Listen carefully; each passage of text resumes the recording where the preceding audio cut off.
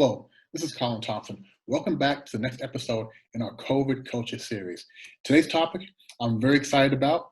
Today's topic is the first one that is 100% driven by you, the viewers.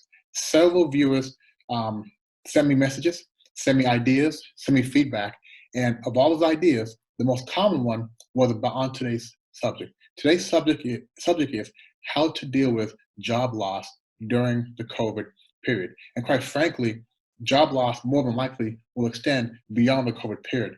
But there are several things that you can do now to make sure that once the economy picks up, once companies start hiring again, you are the first person in line and you have the best resume, you have the best opportunity to get that job. So I think most of you do understand that globally, millions upon millions of people have lost their jobs over the last 2 to 3 months. We also understand that due to the nature of these things, odds are more people will also lose their jobs. Today, I'm going to provide you with 3 activities, or I should say 3 key steps that not just myself, but my clients have found very valuable in going from job loss to attaining valuable and meaningful employment. As most of you may know, I am a life coach. One of the areas that I specialize in is career transition. So I'm very happy today to be addressing a topic that's right in my alley.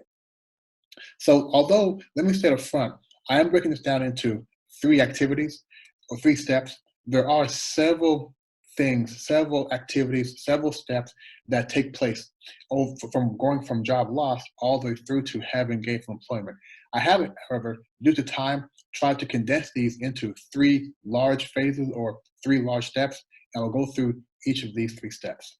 The first step in seeing your way through this transition period is really dealing with the emotional elements of losing the job. Now, we know that for a lot of people, the job loss came overnight. They weren't aware of it. Maybe they had a few weeks notice, but if you work somewhere for 5, 10 years, a few weeks notice is not adequate. So we want to talk about how to emotionally deal with the job loss and why it's important to take time to properly address your job loss. We know that once you've lost your job, there are several feelings taking place in your body. One would be frustration. Frustrated that you've worked your butt off for this job, you've given them overtime, you've really done your best in this job, and they let you go so easily. You work for them for years, and they may let you go overnight. We also know that in some people, there may be a tremendous sense of loneliness that comes. Loneliness from the fact that, you know what, you enjoyed the lunchtimes you spent with your coworkers. You enjoyed happy hours you go to with your coworkers. You actually had what you call not just a work relationship, but a real relationship with your friends and with your coworkers. And now this may be impacted. So again, frustration, loneliness from not being able to have that relationships with your coworkers. Also, embarrassment by the fact that you must explain to your spouse, to your children, to your friends, to your ex-colleagues that you've lost your job. And let's be honest, guys, telling people that you're unemployed, sometimes it makes us feel ashamed. It shouldn't, but sometimes in reality, it does. People feel that people look down on people who are unemployed, which is not necessarily the case. People don't feel down on people who are unemployed because at some point they may have been in those same exact shoes and understand that it's not a personal thing, it's a business decision. And then finally, having fear of not being able to understand how you're going to pay your bills, fear of not being able to really provide for yourself and your family as you think you should be able to do. Now, all of these things together, they do have a tremendous amount of impact on your self-confidence. And this is very key that you manage your self-confidence and you manage your emotions during this phase. I'll tell you why. A lot of times when we are making decisions based out of fear, we make bad decisions. So imagine yourself, you've lost your job, and now you're looking for another job, and you say to yourself, look, I'm going to take any job I can take. Well, that is one of the biggest mistakes that you want to avoid. Taking a job out of fear can mean, one, you're taking a job that you don't feel good about. You're taking a job whose atmosphere is not something that you would be able to thrive in.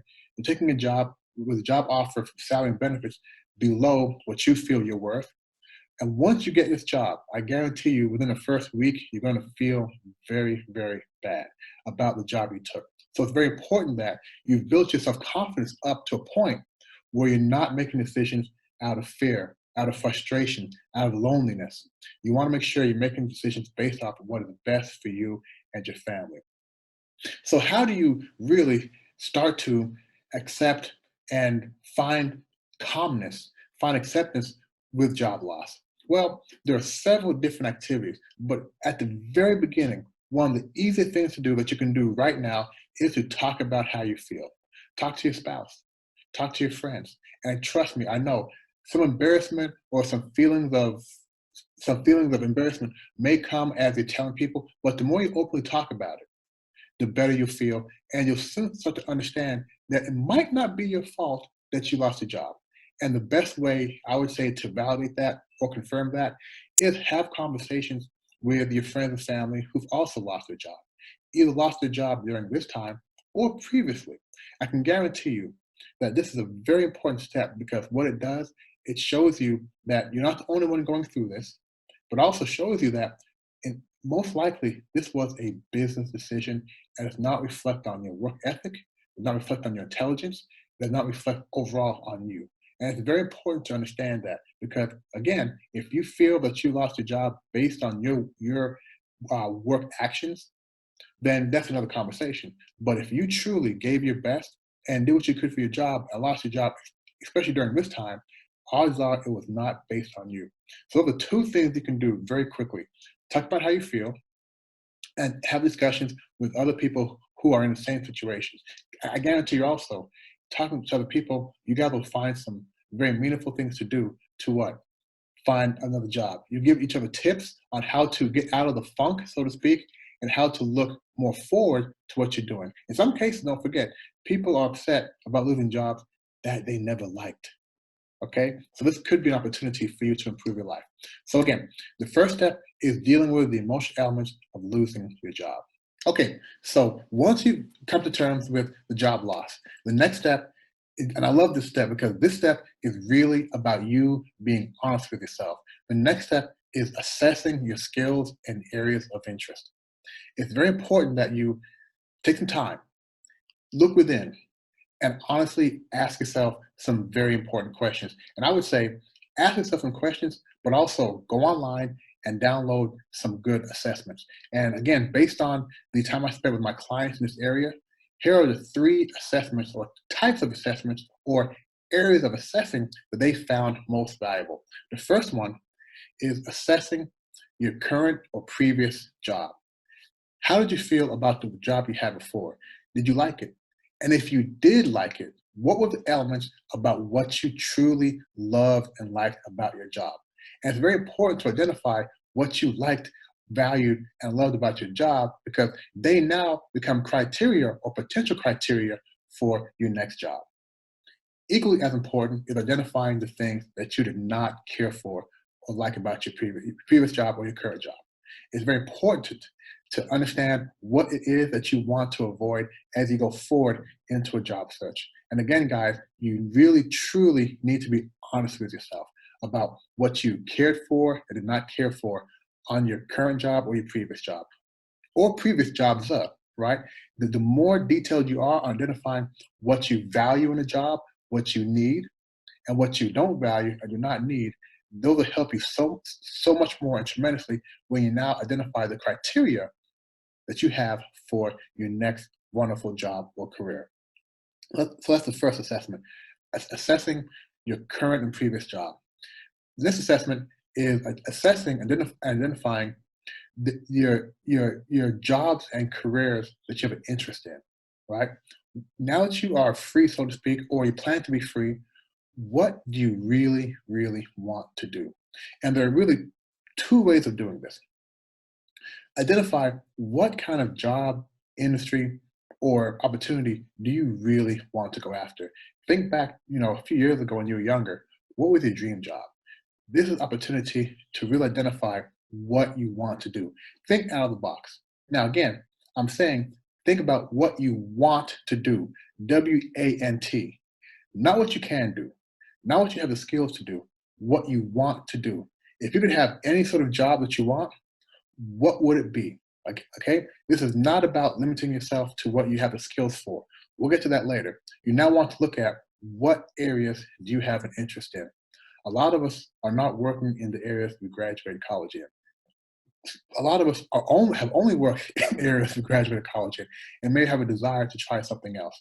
This may be the opportunity to branch out, to put a little pressure on yourself and go into a new direction.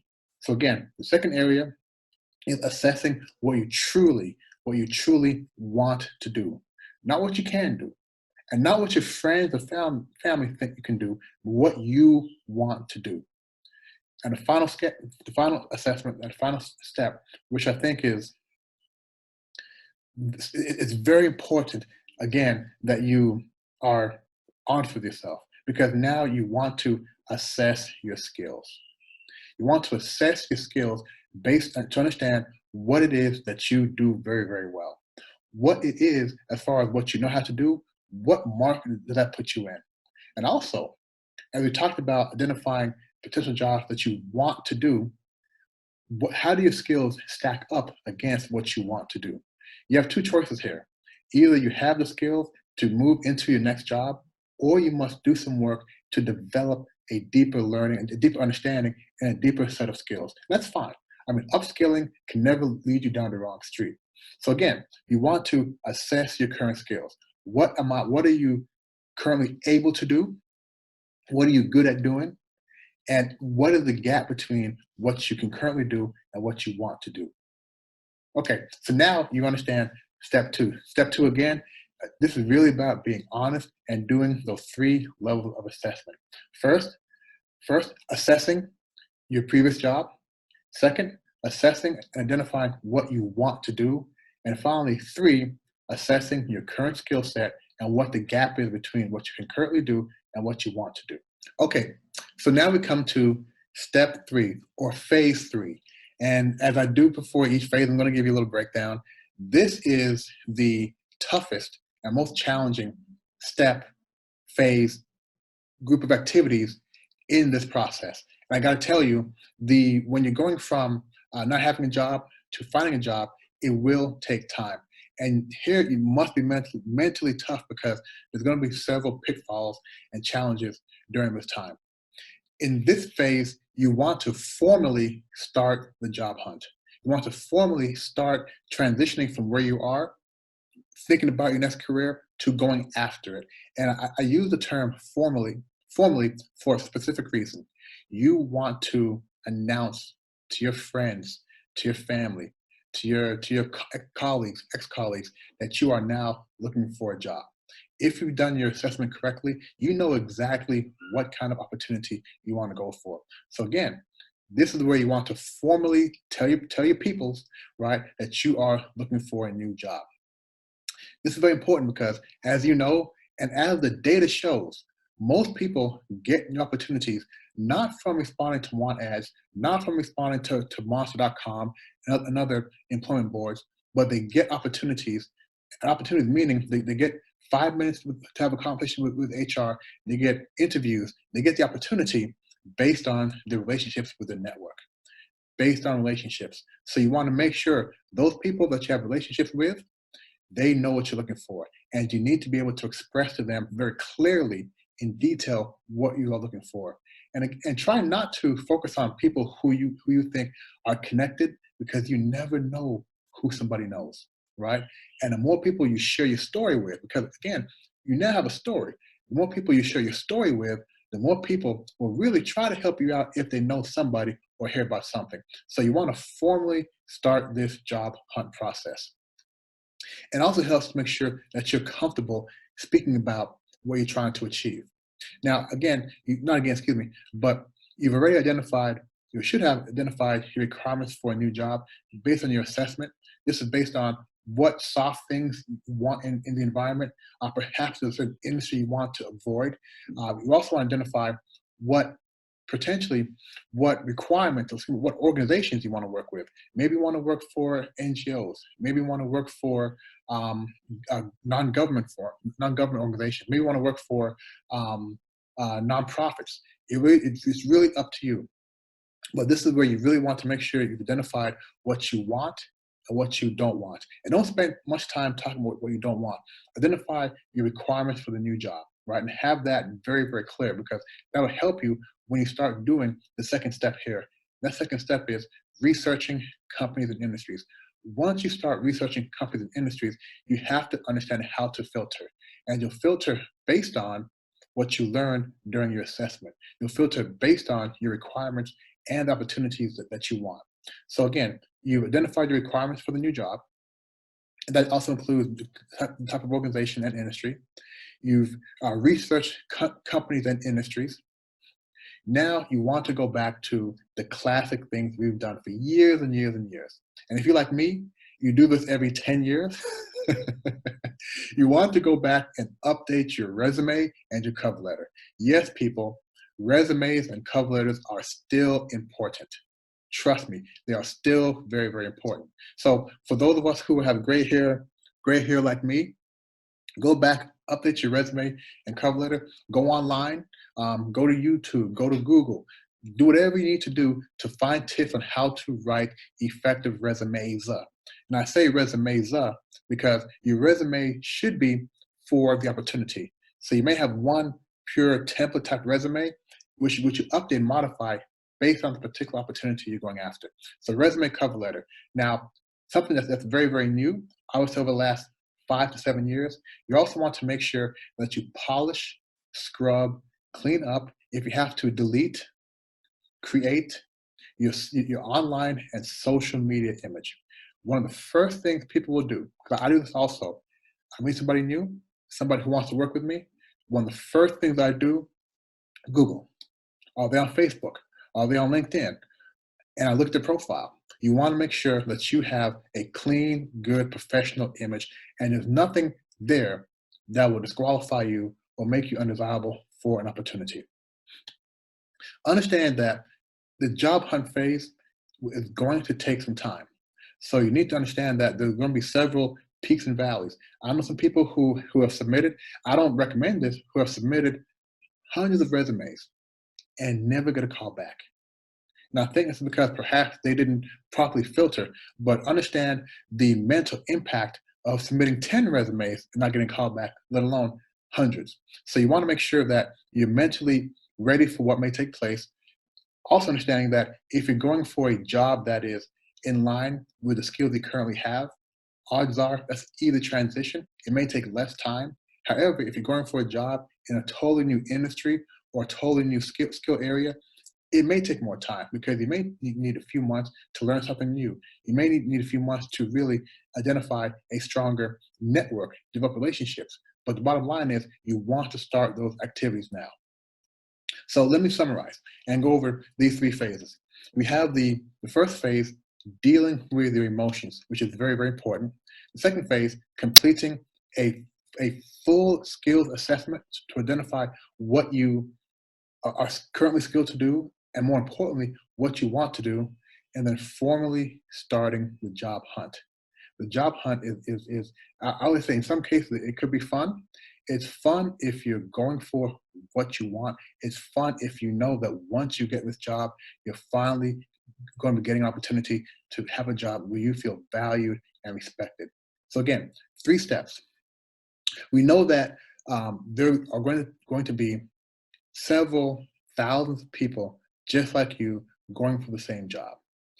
The difference though is that hopefully you are doing things right now today, literally today, that puts you in a better position to get that job.